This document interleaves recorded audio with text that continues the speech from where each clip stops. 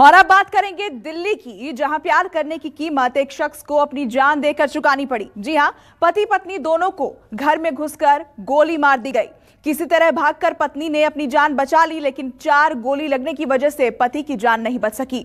यह सब इसलिए हुआ क्योंकि दोनों ने घर से भागकर शादी की थी और अपनी नई दुनिया बसाई थी।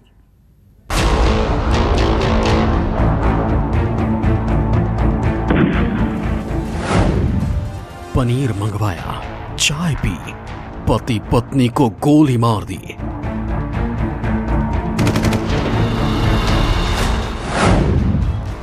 दिल्ली में लाइव मर्डर, किसने दिया था ऑर्डर?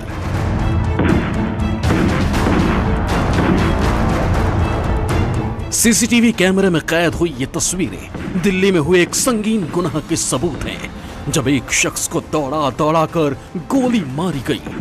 उसके जिस्म में 1-2 नहीं बल्कि पूरी 4 गोली उतारी गई और उसे मौत की नींद सुला दिया गया। यह सनसनीखेज वारदात दिल्ली के द्वारका इलाके में हुई।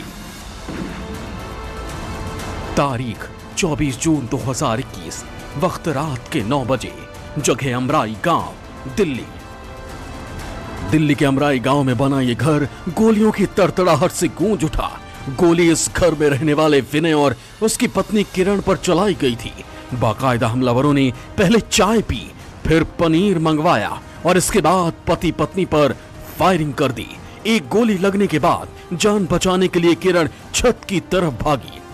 क्या कहा था किरण ने आपसे? उससे कहा दीदी मुझे बचा लो, मुझे गोली लगी है। मुझे फिर वो सीधा नीचे भागी।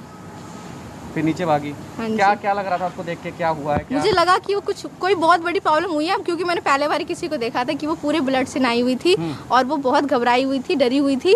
तो मैंने नीचे हमने मदद करने उसके भागे, जब तक वो एक आंटी के घर में चली गई, बच गई। तब तक एक भैया ने कॉल किया, जब तक पुलिस हो गया, और वो जो थे वो चले गए थे, मार के चले गए थे, वो उसी टाइम चले गए थे। किरण ने छत लांघकर जान बचाने की कोशिश की तो विनय फ्लैट से नीचे की तरफ भागा, लेकिन हमलावर 1-2 नहीं बल्कि आधा दर्जन थे। उन्होंने विनय का आखिर तक पीछा किया। जब ये घटना हुई, विनय नीचे की तरफ दौड़ा, यानी घर पे जब खाना लेके पहुंचा, ताबड़तोड़ गोलियां चलना शुरू हो गई थी। ये गोलियों के निशान है, मैं आपको ये तस्वीर दिखाऊं कि ये बुलेट के निशान है, ये स्पॉट बनाए गए हैं नंबर 2। और इसके बाद पत्नी ऊपर की तरफ भागती है और विनय अपने आप को बचाने की कोशिश के लिए नीचे की तरफ भागता है। और आप ये देखें, जहाँ जहाँ नीचे सीढ़ियों की तरफ जा रहे हैं वहाँ बुलेट के निशान है, यानी वो ताबड़तोड़ गोलियां चला रहे थे। मारने का मकसद जिस तरीके से साफ पता चलता है कि कैसे वो उसको मारना ही चाहते थे। वो विनय के पीछे भागे और विनय इन सीढ़ियों के नीचे अपने आप को बचाने की कोशिश करता रहा और वो गोलियां चलाते रहे। हमलावर कत्ल के इरादे से आए थे, वो सड़क पर विनय को दौड़ाते रहे।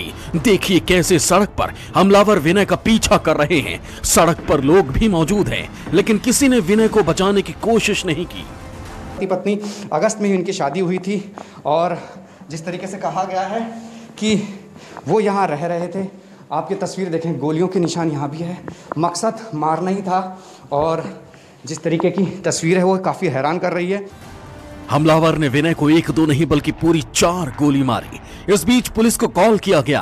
घायल विनय और इसकी पत्नी किरण को अस्पताल ले जाया गया, लेकिन बहुत देर हो चुकी थी। कल 9:30 बजे के आसपास की कॉल, एक पीसीआर कॉल मिली थी regarding gunshot injuries to एक कपल। अमराई गांव का इंसिडेंट है और जो हस्बैंड है उसको 4 गन शॉट थे, अराउंड स्टमक और चेस्ट के आसपास थे, और वाइफ को 1 गन शॉट वाउंड था। दोनों को इमीडिएटली जो है, जैसे ही जो उनके पड़ोसी हैं उनको इन्फॉर्मेशन लगी इस बारे में, वेंकटेश्वर हॉस्पिटल लेके गए और वहाँ पर हस्बैंड जो है वो लेटर ऑन डेड डिक्लेयर हुए। जांच शुरू हुई तो मामला ऑनर किलिंग का समझ में आने लगा। दरअसल विनय और किरण दोनों ही सोनीपत के गोपालपुर गांव के रहने वाले थे। इतना ही नहीं, दोनों एक ही कास्ट से संबंध रखते थे। बावजूद इसके दोनों के बीच प्यार हो गया। करीब 1 साल पहले दोनों ने अपने अपने घर छोड़ दिए और शादी कर ली। ये सोनीपत में गोपालपुर गांव है, वहाँ के दोनों रहने वाले हैं और लास्ट अगस्त में इनकी शादी हुई थी। उसके बाद से ये जो हमारी इन्वेस्टिगेशन के मुताबिक यहीं अमरही में रह रहे थे और जो ये विनय है ये एयरपोर्ट पे टैक्सी का काम कर रहा था। ये चीज़ निकल के आ रही है कि वो एक गोत्र के थे और जहाँ तक ऑनर किलिंग की बात अभी उसमें हम जांच चल रही है और जैसे कुछ हमें क्लू मिलेगा उसके बाद ही हम कुछ कह पाएंगे। विनय और किरण करीब 10 दिन पहले अमराई गांव में शिफ्ट हुए थे। विनय एयरपोर्ट पर काम करता था। दोनों की जिंदगी ठीक ठाक चल रही थी, लेकिन फिर 24 जून की रात आई और सब कुछ खत्म हो गया। शायद दोनों को अपनी जान का खतरा पहले से सता रहा था, तभी तो अगस्त 2020 में दोनों ने पंजाब हरियाणा हाई कोर्ट में अर्जी लगाकर सुरक्षा की मांग की थी। अगस्त 20 में इन्होंने पंजाब हरियाणा हाई कोर्ट को अप्रोच किया था और उसमें जो है पिटीशन डिस्पोज हो गई थी।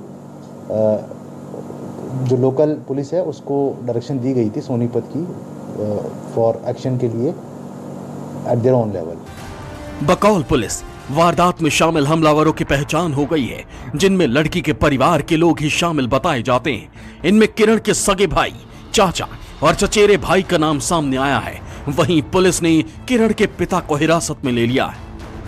लड़के को जब तक मारते रहे जब तक वो मरा नहीं।